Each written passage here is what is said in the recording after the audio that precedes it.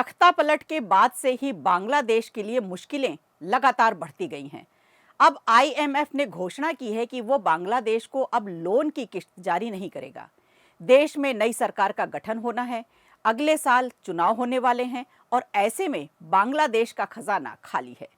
तो क्यों बढ़ी है परेशानी, क्या है आईएमएफ की शर्तें, आज इस पर बात करेंगे इस वीडियो में। और इसके अलावा बरसों से जल रहे मणिपुर में शांति बहाली के लिए सरकार के प्रयासों में तेजी लाई गई है। रक्षा मंत्री खुद संज्ञान ले रहे हैं और कड़ा ऑपरेशन चलाया जा रहा है ताकि उग्रवाद की कमर तोड़ी जा सके। कैसा रहा संयुक्त ऑपरेशन, आज इस पर भी बात करेंगे। और इसके अलावा बिहार चुनाव में कांग्रेस और आरजेडी के बीच खींचतान और सहयोगी दलों के बीच सीटों को लेकर जो नुकसान हो रहा है, उससे अब चुनाव प्रचार पर सीधा सीधा असर पड़ रहा है। तो क्या महागठबंधन अब एनडीए से पिछड़ने लगा है? आज इसी पर बात करेंगे। नमस्कार, खबर प्रधान शो देख रहे हैं आप और मैं हूं निवेदिता।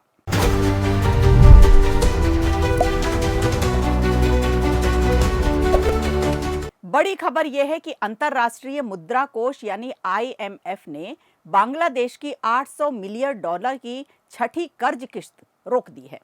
आईएमएफ का कहना है कि ये किस्त तभी दी जाएगी जब नई सरकार से बातचीत होगी।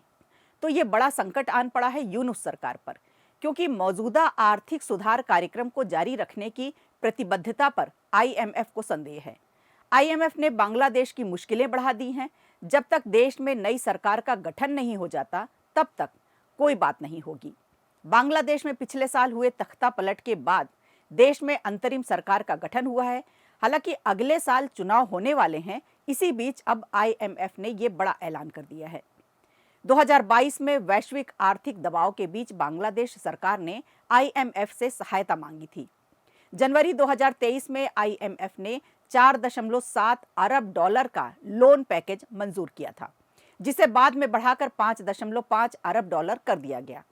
अब तक बांग्लादेश को 5 किस्तों में $3.6 अरब मिल चुके हैं और आईएमएफ ने सीधे तौर पर यूनुस की अंतरिम सरकार को लोन की छठी किस्त देने से इनकार कर दिया है। यूनुस सरकार को लोन की ये किस्त देने के लिए आईएमएफ तैयार नहीं है। आईएमएफ ने ये कहते हुए रकम जारी करने में मना किया कि उसे पहले यह सुनिश्चित करना है कि बांग्लादेश की नई सरकार आने के बाद उसकी नीतियां क्या होंगी, लोन चुकाने की दशा और दिशा क्या होगी और क्या ये वो मौजूदा आर्थिक सुधार कार्यक्रम को जारी रखेगी या नहीं। संगठन को जब तक अगली किस्त जारी करना थोड़ा जल्दबाजी होगी। आईएमएफ ये देखना चाहता है कि आने वाली सरकार पहले जैसी आर्थिक नीतियों और सुधारों को आगे बढ़ाने के लिए तैयार है या उनमें कोई बदलाव करने जा रही है। ये जानकारी हाल ही में वॉशिंगटन में आयोजित आईएमएफ और वर्ल्ड बैंक की वार्षिक बैठकों के दौरान बांग्लादेश बैंक के गवर्नर डॉक्टर एहसान एच मंसूर और आईएमएफ के बीच हुई एक बैठक में दी गई।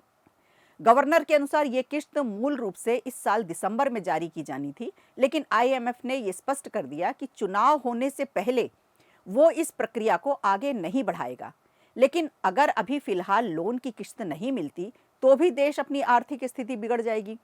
आर्थिक सलाहकार डॉक्टर साहेलुद्दीन अहमद ने कहा है कि अगर आईएमएफ सख्त शर्तें लगाता है तो बांग्लादेश उन्हें स्वीकार नहीं करेगा। देश अब पहली जैसी आर्थिक संकट की स्थिति में नहीं है, तो अब देखना होगा कि सवाल जवाब जारी होने के बाद हालात क्या बनते हैं।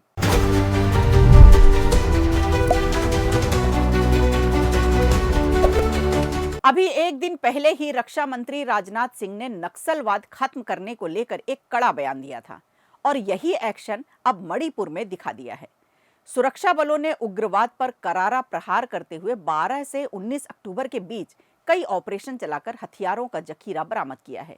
सेना और असम राइफल्स के जवानों ने मणिपुर पुलिस, बीएसएफ और अन्य केंद्रीय बलों के साथ मिलकर फुबाला, ममांग, टॉप माखा, लेइकाई, मोइरांग, चंदेल और विष्णुपुर में ऑपरेशन को अंजाम देकर उग्रवादियों की कमर तोड़ने का पूरा इंतजाम किया, जो कि खुफिया इनपुट से मिली जानकारी के बाद एक्शन लिया गया।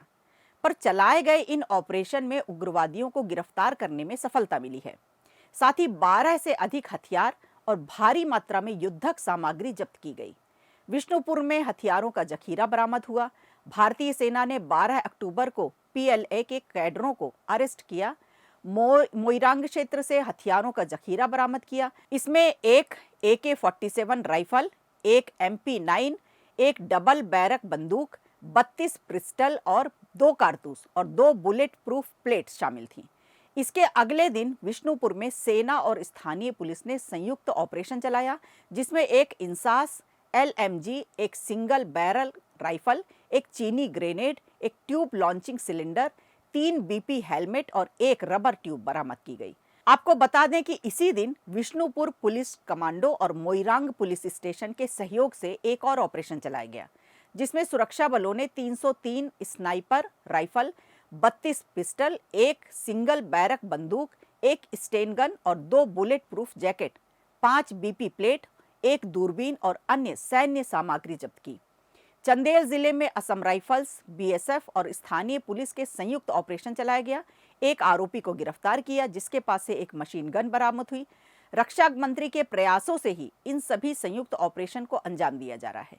मणिपुर में उग्रवादी गतिविधियों को कमजोर करने में अहम भूमिका निभाई जा रही है, जबकि यहाँ सुरक्षा बलों का कहना है कि राज्य में शांति और स्थिरता बहाल करने की कोशिशों में ऐसे अभियान आगे भी जारी रहेंगे।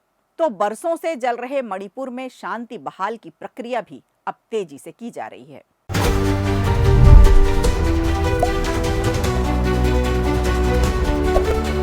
बिहार चुनाव के शुरुआती दौर में लग रहा था कि महागठबंधन में सब ठीक है। वोट अधिकार यात्रा भी बड़े जोर शोर से निकाली गई, लेकिन सीट शेयरिंग विवाद से अब महागठबंधन बड़े नुकसान की तरफ जा रहा है। राष्ट्रीय जनता दल की अगुवाई वाला महागठबंधन सीटों को लेकर तालमेल नहीं बैठा पा रहा। अंतिम समय तक सबको साथ लाने में नाकाम रहा है। हालात ये हैं कि NDA को चुनौती देने के लिए 243 सीटों वाले विधानसभा में 252 प्रत्याशियों को उतार दिया गया है। कई सीटें ऐसी हैं जहां फ्रेंडली मुकाबले की परिस्थिति बन गई है। सीट शेयरिंग विवाद की वजह से महागठबंधन के दलों के बीच संबंधों में जो गर्माहट आई थी, वो अब नहीं दिख रही।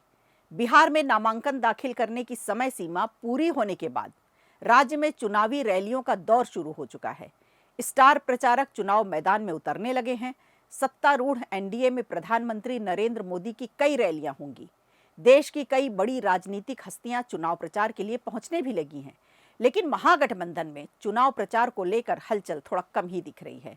दूसरे चरण की नामांकन प्रक्रिया खत्म होने से पहले राष्ट्रीय जनता दल ने 143 प्रत्याशियों की अपनी लिस्ट जारी कर दी। कुल मिलाकर सीट शेयरिंग को लेकर बने उलझन की वजह से महागठबंधन में प्रचार को लेकर वो स्पीड नहीं आ सकी जो कुछ समय पहले तक वोट अधिकार यात्रा के दौरान दिखाई पड़ रही थी। इधर राष्ट्रीय जनता दल की अगुवाई वाला महागठबंधन सीटों को लेकर तालमेल अंतिम समय तक बिठा पाने में नाकाम रहा है। यानी कई सीटों पर मुकाबले आमने सामने के हो चले हैं। यानी इन सीटों पर NDA के साथ साथ अपनों से भी पार पाना होगा। महागठबंधन में एकता को लेकर हालत ये हो गई है कि 1 सितंबर को पटना में खत्म हुई राहुल गांधी और तेजस्वी यादव की वोटर अधिकार यात्रा के बाद से महागठबंधन की ओर से कोई सामूहिक प्रचार नहीं किया गया। खुद राहुल गांधी ने भी बिहार में चुनाव प्रचार से दूरी बना रखी है। कांग्रेस के राष्ट्रीय अध्यक्ष मल्लिकार्जुन खड़गे ने पहले ही चुनावी रैलियां शुरू कर दी थी, लेकिन अब वो भी थोड़ा ठंडे पड़ गए हैं। उनका भी कहीं कोई अता पता नहीं है। सबसे बड़ी बात यह है कि बिहार चुनाव में महिला वोटर्स को साधने का जिम्मा कांग्रेस सांसद प्रियंका गांधी वाड्रा को दिया गया था, लेकिन 24 सितंबर को पश्चिमी चंपारण में रैली के बाद उन्होंने भी बिहार में चुनाव प्रचार से दूरी बना ली है। इसके अलावा वोटर्स को रिझाने के लिए बिहार के हर प्रमंडल में एक रैली का कार्यक्रम बनाया जा रहा था, जिसमें महागठबंधन के नेताओं को शामिल होना था, लेकिन अब भी वो अधर में ही है। तो कुल मिलाकर महागठबंधन के हर बंध खुलते नजर आ रहे हैं। सत्तारूढ़ NDA की बात करें तो इनके खिलाफ माहौल बनाने के लिए महागठबंधन की ओर से संयुक्त घोषणा पत्र बनाए जाने की बात कही गई थी और उस पर काम भी चल रहा था, लेकिन सीट शेयरिंग के जाल में उलझने की वजह से ये काम भी अटक गया है। पार्टियों से जुड़े कम से कम 6 नेताओं ने अपने बेटे बेटियों के लिए टिकट मांगा था, उन्हें टिकट नहीं मिला, इसलिए अंदर खाने से वो भी नाराज बताए जा रहे हैं और पार्टी के प्रचार अभियान में उन्होंने दूरी बना रखी है। कांग्रेस को महागठबंधन में RJD से उम्मीद के मुताबिक सीटें नहीं मिली, तो दूसरी ओर सहयोगी दलों को भी संतुष्टि नहीं मिली है। सिर्फ राहुल गांधी ही नहीं बल्कि तेजस्वी यादव भी चुनाव प्रचार में अभी खास रुचि नहीं दिखा रहे हैं। राहुल के साथ यात्रा करने के बाद तेजस्वी ने पूरे अकेले बिहार में ही प्रचार यात्रा की शुरुआत की थी और ये 20 सितंबर को वो भी खत्म हो गई। लेकिन उसके बाद से चुनाव प्रचार से दूर है। पड़ोसी राज्य झारखंड में सत्तारूढ़ झारखंड मुक्ति मोर्चा महागठबंधन के जरिए कुछ सीटों पर चुनाव लड़ना चाह रही थी, लेकिन उससे उम्मीद के मुताबिक सीटें नहीं मिली, तो गठबंधन तोड़कर उसने भी चुनाव से दूरी बना ली। जबकि मुख्यमंत्री हेमंत सोरेन के साथ महागठबंधन के बड़े स्तर पर चुनाव प्रचार अभियान की तैयारी चल रही थी, लेकिन सीट बंटवारे के बाद से अब वो भी खत्म हो गई। अब सवाल यह है कि आखिर ममता बनर्जी अखिलेश यादव का क्या होगा। बिहार में विपक्षी दलों के महागठबंधन में शामिल अन्य पार्टी के नेताओं को राज्य में चुनाव प्रचार के लिए बुलाए जाने की तैयारी चल रही थी। इसमें उत्तर प्रदेश से सटी सीटों पर अखिलेश यादव और बंगाल से सटी सीटों पर ममता बनर्जी को महागठबंधन के लिए प्रचार में उतारना था, लेकिन इस तरह का अभियान भी अभी तक अधर में ही है। कुल मिलाकर देखा जाए तो महागठबंधन चुनाव प्रचार में उतरने से पहले कमजोर दिखने लगा है।